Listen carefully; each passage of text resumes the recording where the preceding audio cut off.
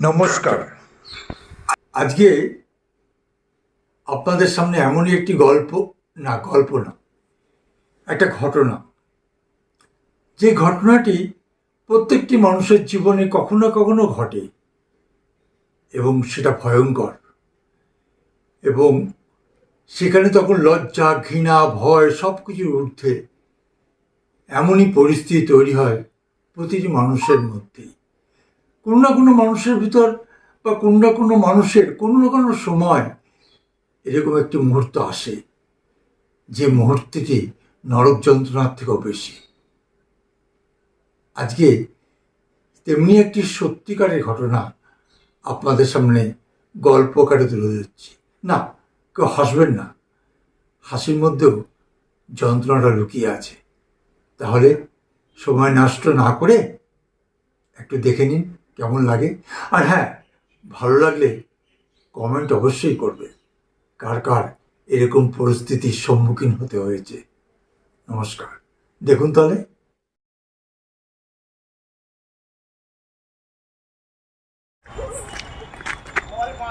দাদা দাদা এখানে এখানে ওই শৌচালয় বা বাথরুমটা কোথায় দাদা? বাথরুম করবেন? যান ওদিকে চলে যান, ওদিকে গিয়ে বাথরুম করুন। বাথরুম না, পায়খানা পেয়েছে। পায়খানা পেয়েছে?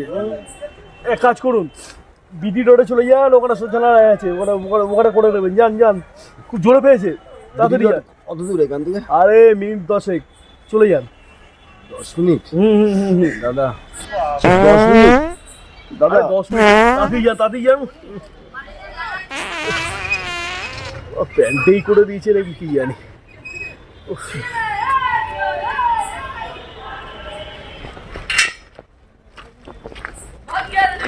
দাদা আপনার বাড়ি? হ্যাঁ আমার বাড়ি। দাদা একটা কথা বলবো? হ্যাঁ বলুন। আমার খুব জোরে পেয়ে গেছে। হ্যাঁ, কি পেয়েছে? পায়খানা পেয়ে গেছে, একটুখানি হেল্প করুন না দাদা। কি হেল্প করবো? পায়খানা পেয়ে গেছে, একটু পায়খানা যেতে হলে আমার যে কি শান্তি হতো। না না, আমার বাড়িতে পায়খানা করা যাবে না। তুমি যান, ওদিকে চলে যান, ওদিকে রাস্তার ধারে গিয়ে ড্রেনে গিয়ে পায়খানা করে। যান যান যান, ওদিকে যান, আমার বাড়িতে পায়খানা করা যাবে না।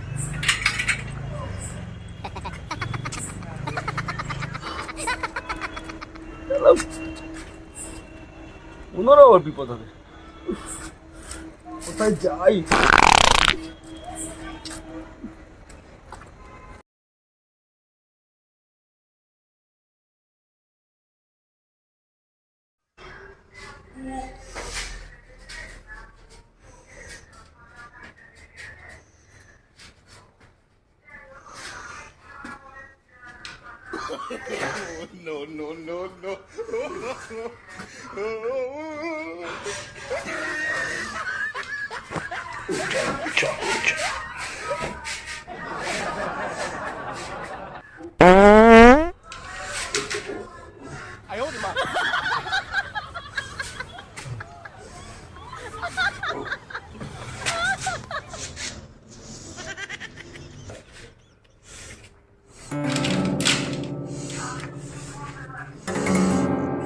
দাদা, ও দাদা, দাদা, ও দাদা, কেউ আছেন? ও দাদা, দাদা, কেউ আছেন? দাদা, কি চাই? দাদা একটু কথা বলবো দাদা? কি কথা বলুন? দাদা বাড়িতে কেউ আছে? আমাকে দেখে কি মনে হচ্ছে? কি ব্যাপার বলুন? দাদা একটু কাছে আসুন না, কথা বলবো। কি ব্যাপার বলুন? বাজে কিছু ভাববেন না। আমি একজন প্রাইভেট টিচার, একজনকে পড়িয়ে বাড়ি যাচ্ছিলাম, কিন্তু কি আমাকে না আপনাদের একটু ওয়াশরুমে যেতে হবে। কেন ওয়াশরুমে যেতে হবে কেন? মানে আমি রাস্তায় শৌচালয় পেলাম না। আপনাকে দেখে মনে হচ্ছে আপনার কি খুব পায়খানা পেয়েছে। বিশ্বাস করুন দাদা, আমি মান সম্মান খুঁয়ে বাধ্য হয়েছি আসতে। কিন্তু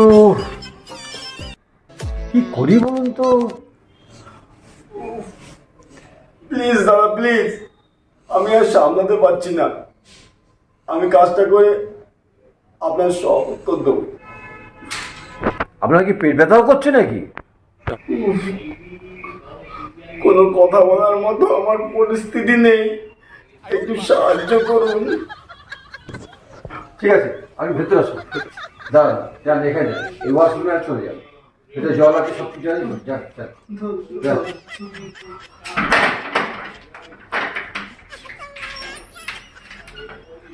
পেটটা জ্বালাবেন তো।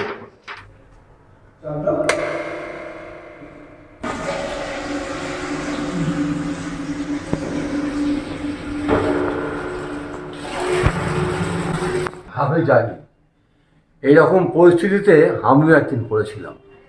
আমি ভেবেছি কেউ যদি এইরকম বিপদে পড়ে তাকেও তো আমাকে সাহায্য করতেই হবে। সেটা নেচার্স কল, এটা তো কিছু করবার নেই। আপনাদেরকেও আমি বলছি, যদি কোনো মানুষ এরকম বিপদে পড়ে আপনারাও সাহায্য করবেন।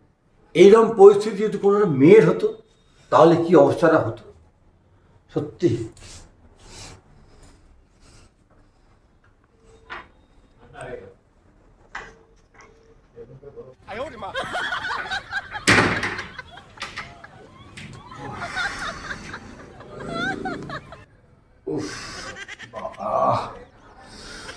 কি শান্তি, মনে হচ্ছে যেন প্রাণটা চলে যাচ্ছিল। ওহ, ওনার বাইরে যদি না করতে পারতাম আমার যে কি বিপদ হতো। উফ, দাদাকে কি বলে যে ধন্যবাদ জানাই, না একটু ধন্যবাদ জানিয়ে আসি। কে? ও আপনি? আসুন আসুন, দাঁড়ান। ঘরে ঠাকুর আছে তো সেই জন্য। দাদা না না, ঘরে যাও না দাদা। হ্যাঁ, আপনাকে অনেক ধন্যবাদ, অনেক ধন্যবাদ দাদা। কিছু নেই, ধন্যবাদে কি আছে। মানুষ এরকম বিপদে পড়লে পারে মানুষকে সাহায্য করতে তো হয়।